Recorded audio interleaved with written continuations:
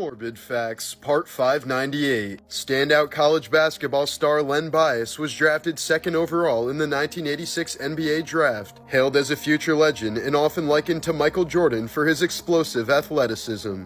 But just 2 days later, while celebrating his selection with friends, Bias collapsed after snorting high-grade cocaine in a University of Maryland dorm room. He suffered a massive cardiac arrhythmia as his heart seized violently and he started convulsing. Despite the desperate attempts to revive him, Bias was pronounced dead within hours. His sudden drug-induced death sent shockwaves through the sports world, forever turning him into a tragic symbol of unrealized greatness.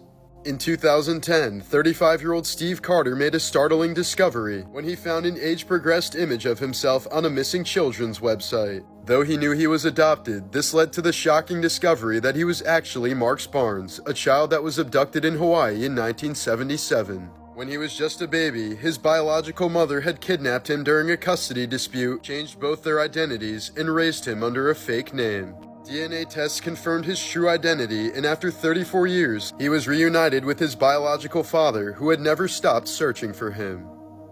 Morbid Facts, Part 350. In 2021, a Pennsylvania special ed teacher sexually assaulted a 14-year-old student. She then got out on bail and continued meeting with the boy until one day she saw police approaching and shot herself right in front of him.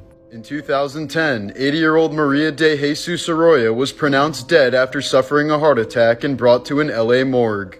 A few days later, morticians returned to pull her body from the freezer and found her corpse suddenly covered in bruises as if she was beaten up. It was later determined that she was still alive and tried to get out, breaking her nose in the process, but she eventually froze to death. In 2005, the Liverpool soccer team reached the European Champions League final against AC Milan. But they were down 3-0 at halftime and defeat looked inevitable. That's when depressed Liverpool fan Mark Houghton had seen enough and decided to take his own life. But in the second half, Liverpool managed to score 3 times to tie it up, and ended up winning on penalties in one of the greatest comebacks in team history. Morbid Facts, Part 318. After Carrie Fisher passed away in 2016, her ashes were placed inside of an urn shaped like a giant Prozac pill.